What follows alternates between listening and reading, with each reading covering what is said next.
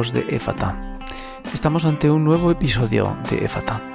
Y aquí, en este nuevo episodio, celebramos la fiesta de Pentecostés, la fiesta del Espíritu Santo. Muchos de los católicos sabemos que la fiesta de Pentecostés es una relación directa con la fiesta judía de las cosechas y también del recuerdo de la entrega de la tabla de la ley a Moisés. Pero el Espíritu Santo es el conformador de la Iglesia, es el que dio el pistoletazo de salida a toda la comunidad que más tarde se iba a reunir en torno a lo que se llamó Iglesia. Y el Espíritu Santo nos trae en esta tarde un consuelo. Porque sí, amigos, eso es el Espíritu Santo. El Espíritu Santo es el que nos ayuda a continuar nuestro camino con todos nuestros sufrimientos, nuestros dolores, nuestra vida cotidiana. El Padre Fray Nelson Medina nos ofrece una reflexión que nos va a ayudar a entender el por qué y cómo convivir con el sufrimiento diario, gracias al consuelo que el Espíritu Santo nos puede llegar a ofrecer. El Espíritu Santo, el que es dador de vida, el que es pura relación entre el Padre y el Hijo, entre el Padre y Jesucristo. Nosotros, como personas, no podemos llegar a entender cómo podemos sobrevivir a tanto sufrimiento. Hace muchos años, escuché que probablemente las personas adultas no pueden soportar ni restaurar las heridas que la vida les ofrece, que solamente el Espíritu Santo puede llegar a sanar profundamente el alma y el corazón del hombre herido. Todos los católicos vivimos dentro de la Iglesia creyendo que podemos seguir el Evangelio, construir una sociedad mejor y apartarnos del dolor y del sufrimiento, porque ese es el objetivo del hombre, intentar tener el menor sufrimiento posible. Sin embargo, no es así. El sufrimiento aparece en nuestras vidas porque el sufrimiento es una flor que es imposible de erradicar, como la mala hierba en el campo. Por eso el Padre Fray Nelson Medina en esta ocasión nos da una idea clara de que probablemente si estamos dentro de la vida con Cristo y siguiendo al Padre, podremos encontrar en esa relación entre el Padre y Cristo el Espíritu Santo, fuego de amor y de vida, que nos da consuelo en el duro trabajo y en los sufrimientos que cada día tiene su afán. Hasta aquí la introducción breve, porque lo bueno viene ahora. El Padre Fray Nelson Medina nos va a dar luz a lo que necesitamos en cada día, consuelo del Espíritu Santo. Hasta otra en Éfata. Bueno, vamos entonces con nuestro tema. Vamos a desarrollar 7 puntos para que nos orientemos. Para no hacer las cosas ni largas ni complicadas, no voy a leer aquí el índice de los puntos, sino simplemente vamos entrando en materia y usted se dará cuenta que finalmente son 7 puntos. Y el primero es descubrir que tenemos necesidad. Oiga la palabra, necesitamos consuelo de Dios. Necesitamos consuelo de Dios. Bueno, tal vez ahí el verbo puede parecerle muy fuerte a algunas personas. ¿Cómo así que necesitamos? Pues sí, es verdad, es verdad. No se puede caminar por esta vida sin raspones, sin decepciones, sin frustración, sin una que otra traición, sin imprevistos, sin accidentes. A ver, ¿quiénes de nosotros no hemos pasado por esas? Entonces, cuando ya sabemos que en la vida nos vamos a raspar, o ya nos hemos raspado, nos hemos herido, hemos experimentado cansancio, hemos experimentado frustración, hemos experimentado dolor, ¿cuáles son las posibilidades? Hagámonos nada más esa pregunta. Y usted descubrirá que básicamente tenemos 3 o 4 posibilidades. Mire lo que uno puede hacer cuando la vida le ha dado duro, cuando a veces uno se ha sentido contra el piso, cuando a veces uno no encuentra respuesta. Mire los caminos que quedan, son 3 o 4. Un camino es el de la persona que simplemente se encierra en su tragedia. Algunas personas hacen eso, se encierra en su dolor. Y entonces la persona simplemente se victimiza y simplemente se queja, se llena de lamentos, no soluciona nada, se vuelve una carga para otras personas y sin embargo es una opción que a veces tomamos. Nos encerramos como el que se metiera en un frasco así estrecho y alto, nos encerramos en nuestro dolor. Eso no va muy lejos. Otra posibilidad. Hay otras personas que entonces tienen la teoría del callo. Entonces lo que intentan es que le salga callo por todas partes o lo que otros llaman untarse mantequilla, de manera que todo me resbale, que todo resbale.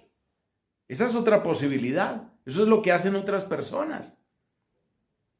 Esa no es la opción cristiana. Eso tiene que ver con una escuela filosófica que se llama estoicismo, que es tratar simplemente de resistir y tratar de aguantar y más o menos volver duro el cuero porque uno sabe que la situación es compleja y entonces vamos a resistir y vamos a aguantar. Ese modo de reacción tiene dos problemas serios. Primero, que a medida que a usted le va saliendo callo, usted se va volviendo insensible.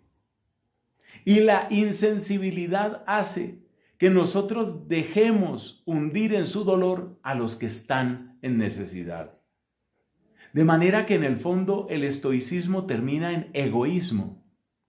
Y el otro problema que tiene el estoicismo es que hay situaciones que son excesivamente difíciles, que son demasiado complejas. En esa línea estoica iba, por ejemplo, aquel gran legislador y orador romano Cicerón del siglo I antes de Cristo. Cuando él vio que la cosa era demasiado complicada, la cosa es que su futuro político se nubló completamente por una serie de traiciones y por la fuerza de sus adversarios. Entonces, ¿a dónde se fue? Se fue al suicidio. Es decir, si el cuero no alcanzó a fortalecerse lo suficiente, entonces vámonos al suicidio. Ese no es camino tampoco. Hay otra opción todavía, que es la de la persona que busca un consuelo, pero un consuelo huyendo. Un consuelo huyendo. Entonces huye hacia la botella y se vuelve alcohólico. Huye hacia el microtráfico y se vuelve drogadicto. Huye hacia el prostíbulo y se vuelve esclavo de la lujuria. Son huidas. Bueno, pero ¿qué queda de esas huidas? Todos sabemos lo que queda. Queda una horrible resaca, un sentimiento de derrota y un sentimiento de culpa. Entonces, fíjate, si nosotros nos encerramos como víctimas, no hacemos nada. Si nosotros le apostamos a sacar callo o a echarnos mantequilla y que todo me resbale, eso no funciona porque al final acabamos en soledad, egoísmo y desesperación. Y si pretendemos buscar consuelos falsos, como son los consuelos de los vicios, peor para nosotros. Entonces, por eso es que utilizamos este verbo. Necesitamos el consuelo de Dios. Porque si nosotros recibimos el consuelo de Dios, Dios sí tiene la capacidad de rehacernos, tiene la capacidad de reconstruirnos. Por eso, un verdadero proceso de paz social siempre implica acercarnos al Señor. Porque hay una palabra impresionante que dice San Pablo en 1 Corintios 13. El amor no lleva cuentas. Este amor del que estamos hablando, este amor que es Espíritu Santo, este amor que es sanador, este amor bendito, no lleva cuentas. Pero sin este amor, todos llevamos cuentas. Y ese es el problema de la venganza eterna. Ese es el problema de la violencia interminable. Que tú me la hiciste Y entonces supuestamente quedamos en paz, pero yo tengo aquí mis cuentas. Y cuando llega el momento, vuelve otra vez el garrote y tú otra vez te desquitas y sigue el ciclo. Necesitamos el consuelo de Dios. Ese es el primer punto. Pasemos a un segundo punto. ¿Qué queremos decir? Tratemos de entrar entonces, ya que sabemos que necesitamos consuelo de Dios, pues tratemos de entrar un poco en esta dinámica. Es decir, ¿qué es lo que queremos decir cuando hablamos del consuelo de Dios? O enunciando de un modo más preciso esa pregunta, teológicamente, ¿cómo situamos el consuelo de Dios? ¿Es un contentillo? ¿Es un hacer de cuenta que aquí no pasó nada? ¿Cómo es el consuelo de Dios? Entonces vamos a hablar de la ubicación teológica del consuelo de Dios. Y no es difícil encontrarla en la Sagrada Escritura y en las enseñanzas de los santos. El consuelo de Dios es una expresión de la misericordia divina.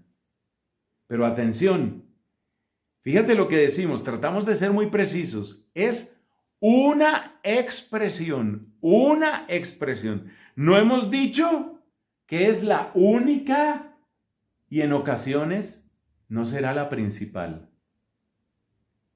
No es la única expresión, pero sí es una expresión. Entonces podemos decir que este tema del consuelo divino es como una especie de subtema dentro del gran tema de la misericordia divina. Por eso vale la pena que recordemos unos dos elementos fundamentales sobre la misericordia, palabra tan importante para nuestro Papa Francisco, palabra tan importante en toda genuina espiritualidad cristiana y católica. ¿Qué es la misericordia? La misericordia es una expresión de amor entre desiguales. Es el amor cuando se viste de compasión. Es el amor cuando se viste de ternura hacia aquel que está sufriendo.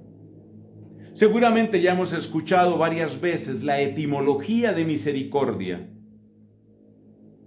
Miseria es la extrema pobreza o necesidad. Misereor es un verbo que existe en latín y que quiere decir compadecerse. Compadecerse. Y ahora bien, misericordia. Ese cor cordis en latín es el corazón. Entonces, es tomar la miseria del hermano, la miseria del pequeño, la miseria del enfermo, la miseria del pecador o del pobre, y con todas esas palabras estoy seguro que podemos identificarnos, es tomar esa miseria y llevarla al corazón.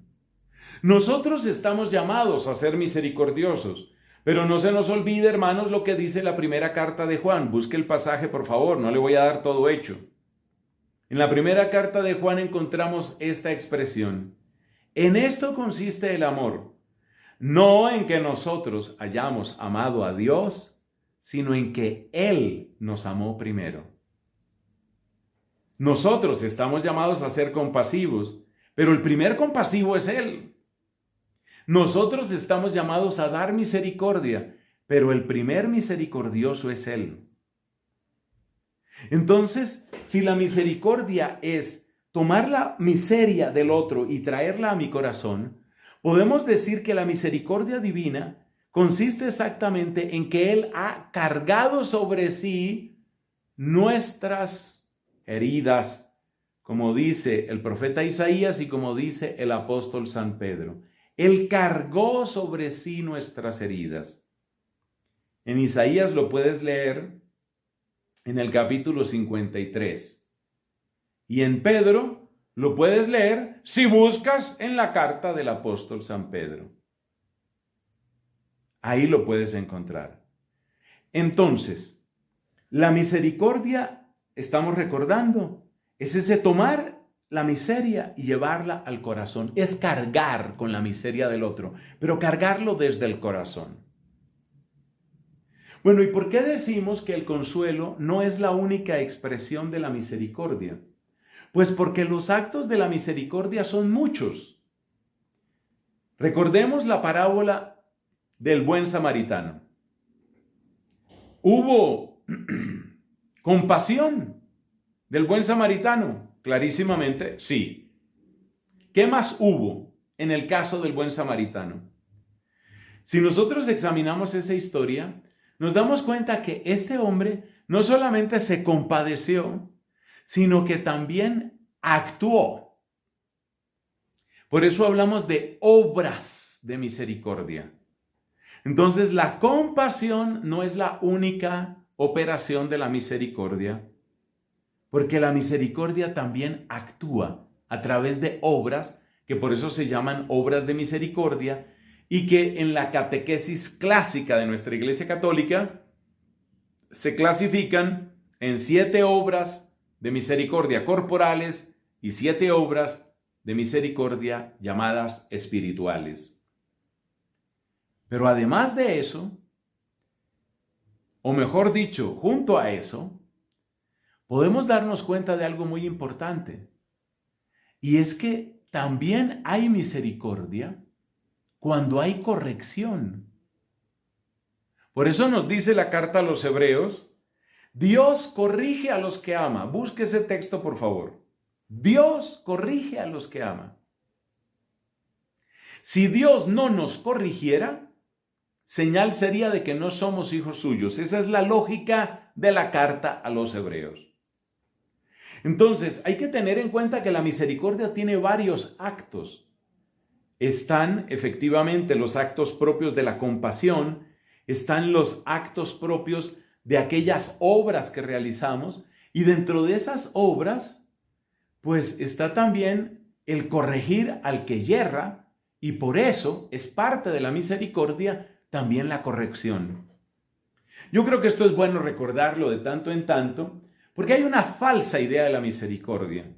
Una falsa idea que quiere reducir la misericordia solamente a los actos de acogida y al sentimiento de delicadeza, de ternura, de amor que se vuelca sobre el otro. Está muy bien eso, está muy bien que se hable así de la misericordia. Pero la misericordia no es solo eso. Y si antes hemos dicho que el primer misericordioso es Dios, y si sabemos por la Sagrada Escritura, porque así le dijo Cristo a su apóstol Felipe, allá en el Evangelio de Juan, el que me ha visto a mí ha visto al Padre, o sea que Cristo es la revelación completa y perfecta de Dios. Entonces, en nuestro diccionario de la misericordia, tenemos que acercarnos a Cristo para aprender qué es misericordia. Y ahora hago yo una pregunta que sonará casi a herejía. ¿Acaso a Cristo la misericordia solo le servía cuando estaba sanando a los enfermos o expulsando a los demonios? ¿Solo ahí era misericordioso? Por supuesto que no. Cristo era misericordioso también cuando trataba con cierta fuerza a sus discípulos. Recordemos que en el pasaje de Maús, Lucas 24, los llama gente sin seso, en griego o anoetoi. Nous, en griego, quiere decir la mente, la capacidad de pensar. Y Cristo los llama anoetoi, es decir, gente sin nous, gente sin cabeza, o como diríamos popularmente en español, gente sin seso. Así los llama. ¿Qué? ¿Le faltaba misericordia a Cristo cuando hablaba así? O cuando en otro pasaje les dice, ¿hasta cuándo tendré que soportaros? Y además Cristo tuvo palabras muy duras, muy duras. Acuérdate cómo les hablaba a los escribas y a los fariseos. Y alguna vez estaba hablando tan duro, o sea, tan recio, tan fuerte, casi diríamos agresivo nuestro Señor Jesucristo. Estaba hablando con tanta fuerza que uno de los escribas le dijo, Maestro, hablando de esa manera nos estás ofendiendo también a nosotros. Y se voltea a Jesucristo y le dice, ¡ay de vosotros, escribas! Y sigue con los escribas. O sea que quitémonos esa idea de que la misericordia es solamente abrazo, pomada y mimo. Sin embargo, nuestro tema no es la misericordia así en general, sino una expresión de la misericordia, y esa expresión es la que llamamos el consuelo de Dios. Y el consuelo de Dios, para fortuna nuestra en esta ocasión, el consuelo de Dios sí que se parece mucho a ese abrazo, a esa unción, a ese mimo. Y quiero repetirlo, eso lo necesitamos. Por algo dice Isaías 40, consolad, consolad a mi pueblo, dice el Señor.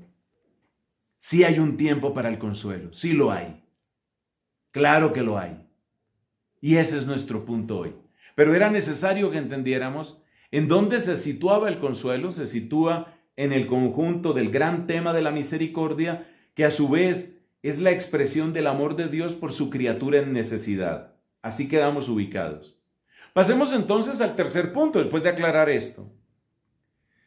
En el tercer punto, tenemos que seguir depurando todavía lo que queremos decir con el consuelo de Dios, con lo que es consolar. Porque hay tres malos entendidos que yo quisiera que nosotros los quitáramos desde ya. Tres malos entendidos.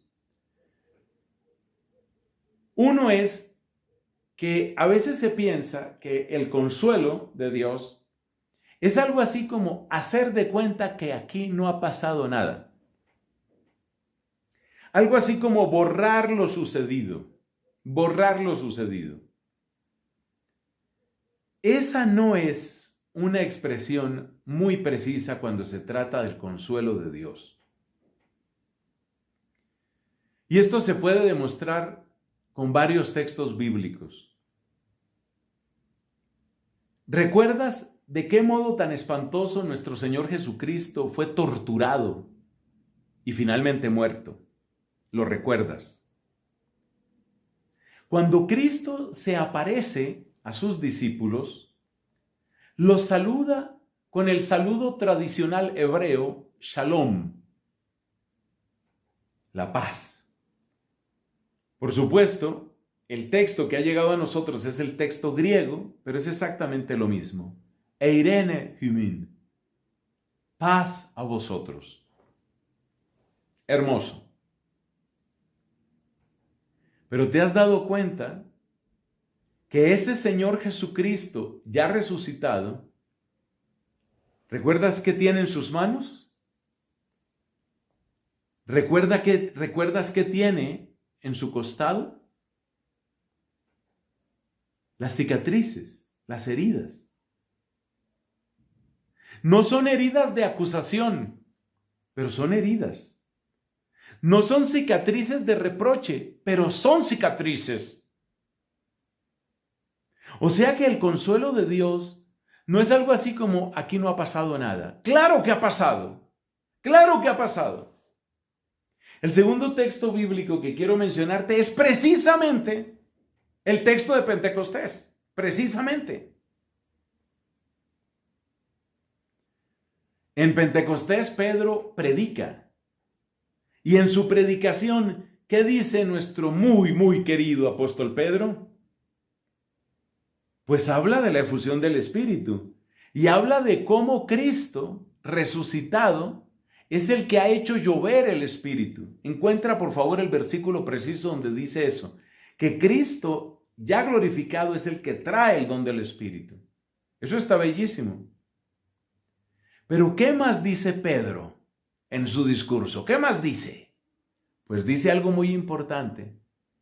Este es el Cristo a quien vosotros crucificasteis. O sea, Pedro no dice, mire, ¿se acuerdan de la cruz? Mire, no, la cruz no importa. Por eso a mí no me gusta cuando algunos predicadores, incluso algunos hermanos en el sacerdocio, utilizan un lenguaje como decir, bueno, sí, la cruz, pero la cruz ya pasó, como quien dice, saltémonos eso ya no tiene importancia, borrar lo sucedido. Esa no es la predicación. Y si tú miras los discursos de Pedro, en el capítulo 2, luego en el 3, luego en el 4 de Hechos de los Apóstoles, te encuentras que en todos esos discursos, que son bastantes y son demasiado importantes, Pedro le está recordando a la gente, sí pasó, sí sufrió. Alguien se puede extrañar, porque antes he dicho que esas heridas de Cristo no son simplemente reproche. Entonces, ¿por qué Pedro sigue mencionando lo que sucedió si Dios es capaz de perdonarlo y de hecho lo ha perdonado? ¿Por qué Cristo muestra sus llagas si ya son las llagas de la gloria? ¿Por qué en la gloria hay llagas? ¿Por qué? Hay una respuesta muy preciosa que quiero compartir con ustedes hoy. Porque esas llagas lo que están mostrando es la impotencia del mal para frenar el amor que Dios nos tiene. Por eso es importante no borrar lo sucedido. No, mis hermanos, no se debe borrar lo sucedido, porque debe quedar constancia que el mal es impotente, incapaz de frenar la fuerza del bien, la fuerza del amor compasivo del Señor. Es incapaz, no puede frenarlo. Eso es lo fundamental. Por eso, el consuelo de Dios no consiste en hacer desaparecer lo sucedido. Y por la misma razón, el consuelo de Dios tampoco consiste en aprobar el pecado. Eso de andar por ahí bendiciendo el pecado, que es la miserable idea que se les ha ocurrido a algunos en otros países, vamos aquí a bendecir el pecado. El pecado no se bendice. El pecado no se bendice. Se denuncia el pecado para anunciarle una esperanza al pecador. El pecado no se bendice. Entonces el consuelo de Dios no es aprobación del pecado. Muy importante. El consuelo de Dios no es aprobación del pecado. Y por lo mismo el consuelo de Dios, en contra de lo que han dicho filósofos ateos como Federico Nietzsche, el consuelo de Dios no es cobardía. No es algo así como esa palabra que utilizamos en Colombia y supongo que en otros lugares también. No es algo así como un contentillo. ¿O has oído esta otra expresión? Esta sí es muy internacional. Premio de consolación. Premio de consolación es que en realidad perdiste, pero para que no llores mucho te vamos a dar aquí un ping-pong. Mira lo bonito de tu ping-pong, ese es tu premio de consolación. No, el consuelo de Dios no es un ping-pong para que dejemos de llorar. El consuelo de Dios, pasamos al cuarto punto, son 7. El consuelo de Dios tiene 3 dimensiones. 3. Atención, 3 dimensiones del consuelo de Dios. Para que veamos no solamente lo que no es, sino veamos ante todo lo que sí es. Mira, el consuelo de Dios, ¿qué te puedo yo decir? El consuelo de Dios obra en las potencias de nuestra alma. Potencias de nuestra alma. Seguimos aquí la enseñanza de San Agustín, retomada y ampliada por Santa Catalina de Siena. El alma humana, creación de Dios, tiene 3 potencias y en cada una de ellas se manifiesta el consuelo de Dios. Nuestras 3 potencias, que son como las 3 dimensiones de nuestra alma, son el entendimiento, la voluntad y la memoria. El consuelo de Dios obra en esas 3 potencias nuestras. Veamos cómo. En nuestro entendimiento o inteligencia, el consuelo de Dios nos enseña a ver nuestra situación en un marco más amplio. Ejemplo bíblico. Nada mejor que apoyarnos en la Sagrada Escritura. Procuro mantenerme muy apegado a la palabra de Dios. Entonces, en nuestra inteligencia, el consuelo de Dios nos enseña a ver nuestra situación en un marco más amplio. Ejemplo bíblico, nos vamos al libro del Génesis, nos vamos a la historia de José, el hijo de Jacob. ¿Recuerdas que querían matarlo sus hermanos? ¿Recuerdas que los hermanos, finalmente, exhortados por Rubén, no lo matan, pero lo venden como esclavo? Él llega a Egipto, a casa de un hombre muy adinerado llamado Potifar, pero ahí nuevamente cae en desgracia por una calumnia de la esposa de Potifar, que tenía sentimientos intensos pero muy desordenados hacia José.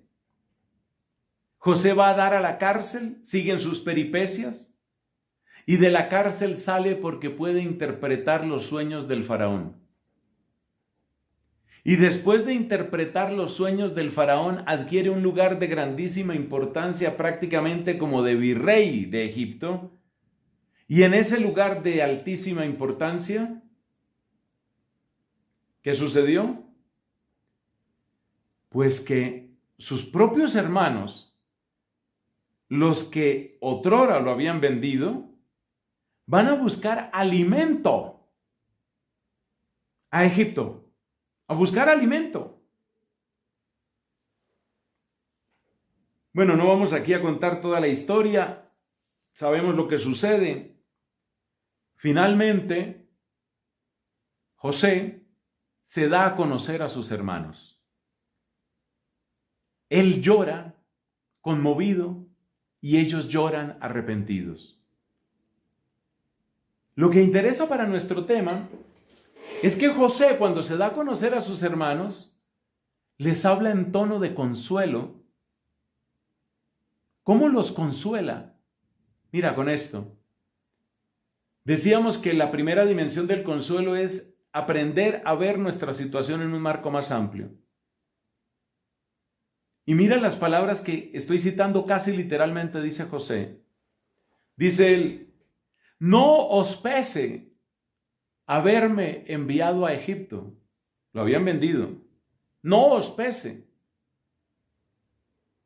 Para bien me trajo Dios a Egipto.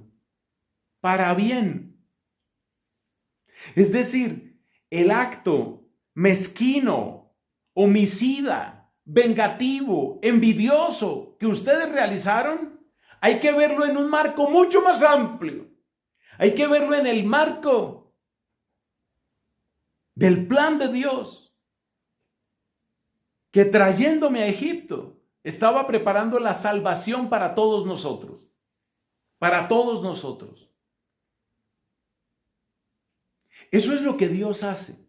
Es decir, Dios nos consuela en nuestra inteligencia cuando nos muestra cómo incluso de nuestros propios males Él es capaz de ganar oportunidad para su gracia. Por eso aquella expresión preciosa de Santa Teresa de Jesús, que se incorporó para siempre en el pregón pascual. ¿Recuerdas ese momento solemne, bello de la vigilia pascual, cuando se proclama el pregón de la Pascua? Y en un momento dado se dice, feliz culpa que nos mereció tal Redentor. Esa expresión es de Santa Teresa de Jesús, la doctora de la Iglesia, a quien muchos llaman, no era el nombre que a ella le gustaba, Teresa de Ávila. Santa Teresa de Jesús nos enseña que nuestra propia culpa, que en sí misma es algo repugnante, es algo hediondo, sin embargo, en el plan de Dios, se convierte en la ocasión, en la oportunidad de recibir en nuestra tierra al Mesías y de que luego el Mesías, como dice la carta a los Colosenses, nos lleve en su cortejo triunfal hacia la gloria del cielo. Entonces Dios nos consuela ayudándonos a situar nuestra miseria dentro del plan mucho más amplio de su misericordia. Esta es solo la primera dimensión. Son tres. Segunda, es la que tiene que ver con nuestra voluntad. Las tres potencias son inteligencia, voluntad y memoria. la que tiene que ver con nuestra voluntad. Lo propio de la voluntad es el amor. Y hay una característica del amor, y es que el amor solo con amor se sana. Entonces, ¿qué hace el consuelo de Dios en nuestra voluntad? Nos permite recibir el amor que nos hizo falta. Un amor nos da Dios que nos sana y que nos restaura. 2 ejemplos bíblicos. Observa el caso de la samaritana, Juan capítulo 4. Una mujer mendigando amor. Ya había tenido varios esposos. Ella misma se había convertido en objeto de burla, de desprecio y de crítica en su población samaritana llamada Sicar. Esta mujer entonces ha pasado por todo ello. Ella ha buscado amor, ha tratado de encontrar amor. Su corazón está cada vez más vacío, más agrietado, más ajado. Se encuentra con Cristo. Su búsqueda termina. Cristo le da ese amor que marca una diferencia absoluta, total en ella. El amor solo con amor se sana. Pero si vamos a ser más precisos, es la falta de amor la que se sana con la abundancia del amor divino. Es la falta de amor. Por eso Cristo grita en el Evangelio de Juan: el que tenga sed, que venga a mí y que beba. El que tenga sed, que venga a mí y que beba. No es solo la samaritana, eres tú, soy yo. Los que somos llamados a beber del agua de la vida. Entonces el consuelo de Dios nos da ese amor que nos hacía falta. A veces desde nuestra infancia, desde nuestra adolescencia. A veces ese amor que nos ha faltado en una relación matrimonial insatisfactoria. Y no estoy cayendo en espiritualismos. No estoy cayendo en espiritualismos. Mira, en mi experiencia sacerdotal, que por la bondad de Dios se va acercando ya a los 30 años de ministerio, muchas veces me he encontrado con que en una pareja, por hablar del caso de una pareja, él está esperando muchísimo de ella y ella está esperando muchísimo de él. Dime qué solución va a tener eso. Incluso hay veces que uno logra ubicar. Él está buscando una especie de reemplazo de la mamá. Ella está buscando una especie de reemplazo del papá, por lo que el papá no le dio a ella, por lo que la mamá no le dio a él. Ambos son como pozos vacíos, agrietados, sedientos. Yo te hago una pregunta: ¿qué solución tendrá eso? La respuesta del mundo es fácil. La respuesta del mundo es directa. Sepárense. Incompatibilidad. Sepárense. La respuesta de Dios es diferente. La respuesta de Dios es decirle a ese hombre: recibe mi consuelo. Deja que yo llene tu alma. Y podrás darle a tu esposa y a tus hijos. La respuesta de Dios para esa mujer es: deja que yo llene tu vaso. Deja que yo llene tu corazón. Tendrás amor para ese esposo, para tus hijos y para más personas. Porque el amor de Dios siempre es desbordante. El amor de Dios siempre nos excede. Efesios capítulo 3. Lo que Él tiene preparado para nosotros excede lo que podríamos definir con nuestro pensamiento, incluso con nuestra imaginación.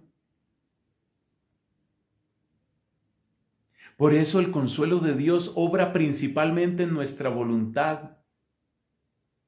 Y esa acción divina realmente nos sana, nos transforma. El día que esa mujer deja de esperar todo de ese hombre, es decir, el día en que ya no lo endiosa, sino sabe que simplemente es un hombre. Y el día que ese hombre mira a esa mujer y no espera de ella que sea todo, sino sabe que es Una mujer. Con lo grandioso, con lo bello que tiene el ser mujer. Pero es una mujer, no es Dios, es una mujer. ¿Quién te dará esa capacidad de bajar tus expectativas al nivel de lo real? El que te lo concede se llama Dios. Es Dios el que te lo concede. Es Dios el que te lo da. Es Él, solamente Él. Ese es el consuelo de Dios en nuestra voluntad. El ejemplo que he dado es un ejemplo familiar, pero esto vale también en el plano social, mis hermanos. Mientras nosotros sigamos esperando que el Estado nos resuelva todo, hay gente que quisiera que el presidente de la República viniera a ver el tamaño del hueco que hay aquí en la esquina de mi casa. Es que venga el presidente, tráigamelo, que tiene que ver este hueco. Mientras nosotros estemos en esa actitud, mientras nosotros creamos que el cambio tiene que empezar allá lejos, no hemos entendido nada quizás del Evangelio. Dice Jesús, el reino de Dios no está ni aquí ni allá, está en vosotros, entre vosotros. ¿Cuál es la tercera obra maravillosa que realiza el consuelo de Dios? Nos enseña a recordar de un modo nuevo el camino. Es decir, la obra en la memoria. Yo creo que el mejor ejemplo que tenemos en la iglesia es la obra escrita por San Agustín, las Confesiones. Las Confesiones de San Agustín, ¿qué son? Son un recuerdo, pero un recuerdo que le da la gloria a Dios. Agustín aprendió a mirar su vida como un canto a la misericordia divina. ¿Quién se lo enseñó? El Espíritu Santo, ungiéndolo, sanándolo, consolándolo. Entonces, ¿cuáles son las tres obras del consuelo divino? Me enseña a ver mi situación en un marco más amplio. Derrama sobre mí un amor sobreabundante que me sana y me restaura. Y luego me capacita para leer mi propia historia en una clave distinta, la clave de la gloria de Dios. Pasemos al quinto punto. Es importante tener en cuenta que el consuelo divino, como toda obra de Dios en su criatura, siempre tiene una respuesta de parte nuestra. Una respuesta. Lo que te quiero decir es que el consuelo de Dios, que es una oferta de su amor, es eso, una oferta. Y como oferta que es, solo dará todo su fruto cuando es acogida esa oferta. Entonces hay que hablar, y este es nuestro quinto punto, de qué significa acoger ese consuelo de Dios. Y aquí también hay tres palabras claves: arrepentimiento, conversión, humilde vuelta a Dios. Realmente muy relacionadas las tres, son casi sinónimas. Tú acuérdate del hijo pródigo. Si el hijo pródigo se hubiera quedado con los cerdos aquellos y con ganas de comerse aquellas algarrobas, nunca hubiera experimentado el abrazo de su papá, el consuelo que su papá estaba dispuesto a darle.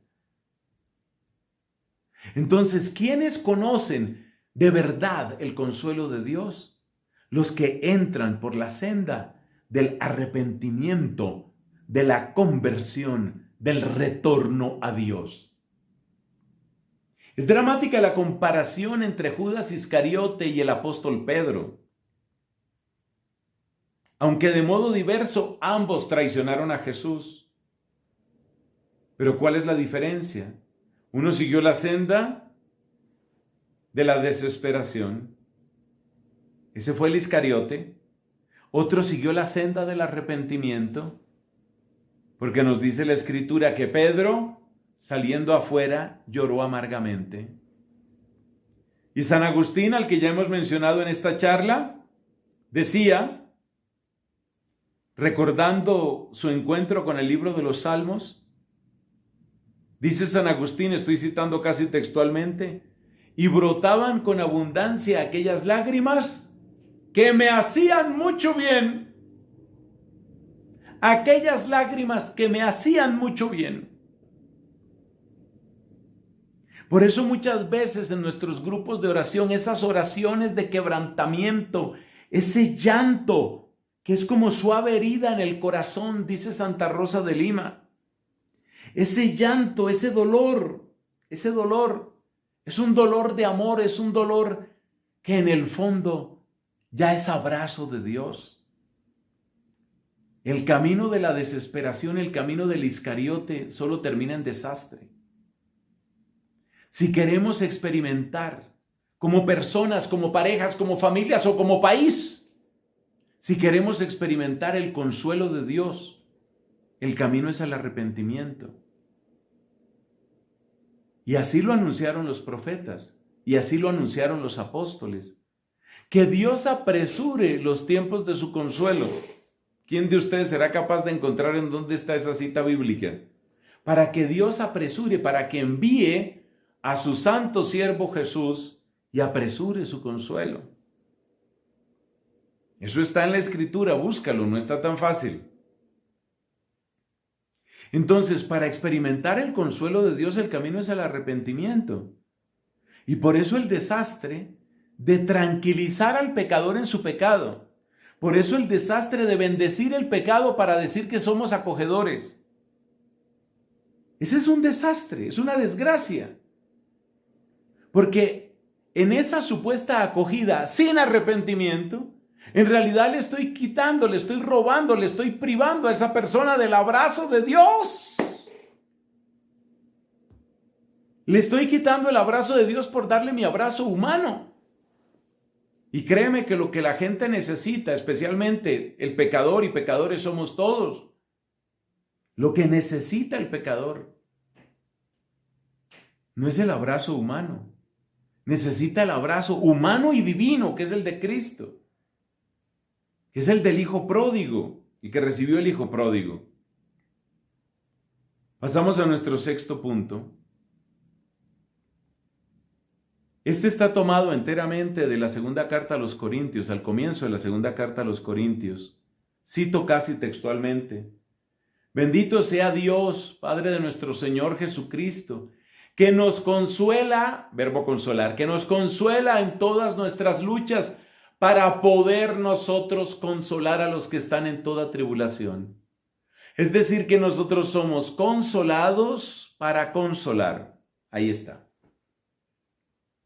Primero, había que tener los 5 puntos que ya vimos. Pero si ahora ya hemos experimentado ese consuelo de Dios, por la senda del arrepentimiento, por la senda de acercarnos a Él, de rendirnos a Él, si ya hemos experimentado ese arrepentimiento y esa conversión, si ya hemos sentido ese abrazo de Dios, si ya hemos sentido que su amor sobreabunda en nosotros, ese amor que, como dice Cristo, es fuente que salta hasta la vida eterna, no debe perderse.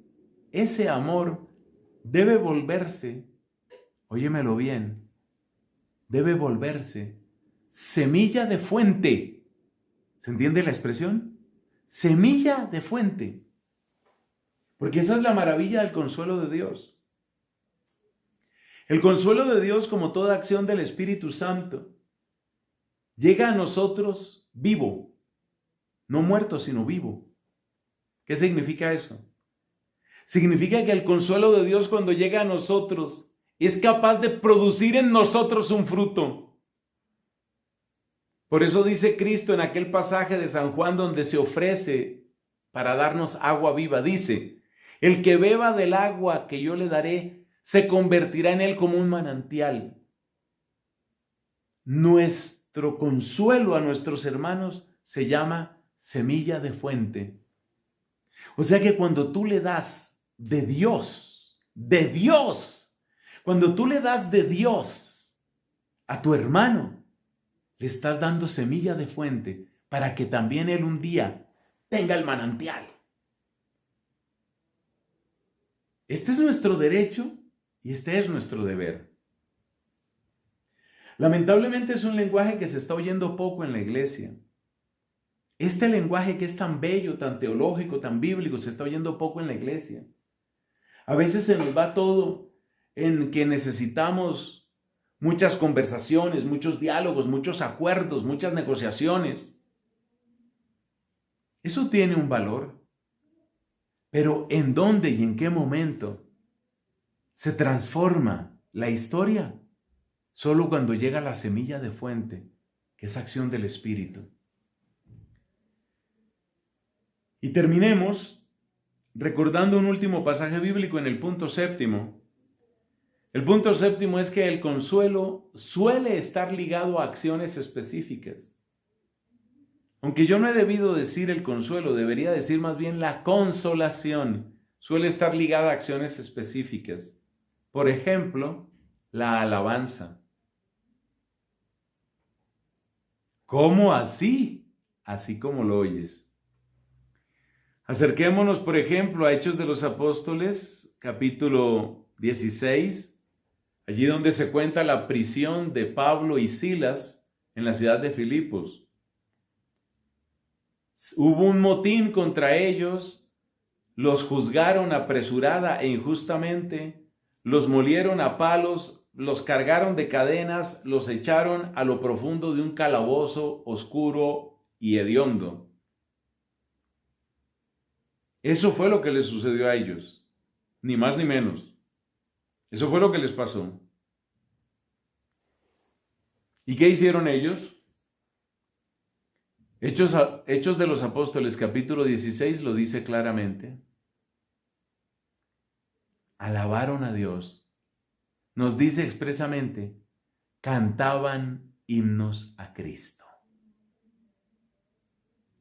Es muy importante que en estas circunstancias que estamos viviendo, con problemas en la salud, problemas en la política, problemas en la economía, problemas en las familias, tensiones en tantas partes, no se nos olvide el poder de la alabanza y cómo la alabanza trae el consuelo de Dios y cómo la alabanza se va convirtiendo en nosotros en un torrente que arrastra y se lleva tanta basura, tanta hojarasca que a veces tenemos. Ese es el poder de la alabanza. Si juntamos esto con lo que decíamos en el punto número 5, nos damos cuenta que el ambiente natural, llamémoslo así, el ambiente natural del consuelo de Dios es un corazón arrepentido y en ese sentido humilde, pero un corazón que alaba y en ese sentido es jubiloso. Contrición y alabanza, arrepentimiento y júbilo son los ingredientes y son también los aportes nuestros en esta experiencia del consuelo de Dios. Cerremos, mis hermanos, queridos amigos de Yeshua, cerremos este momento, este compartir, implorando don de bendición, don de consuelo. Padre Dios, que compadecido del extravío de los hombres, enviaste a tu Hijo al mundo para que su carne rota rompiera nuestro corazón por medio del arrepentimiento y para que la ventana de su costado fuera manantial que nos ofrece el agua de vida eterna, el don del Espíritu. Trae, te pedimos, esa gracia del Espíritu Santo sobre nosotros. Nos declaramos todos necesitados, todos. Nos declaramos. Esas son las declaraciones que uno sí tiene que hacer.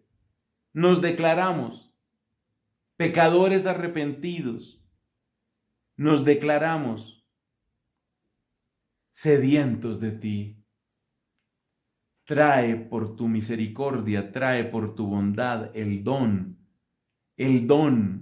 con D mayúscula, el don, el regalo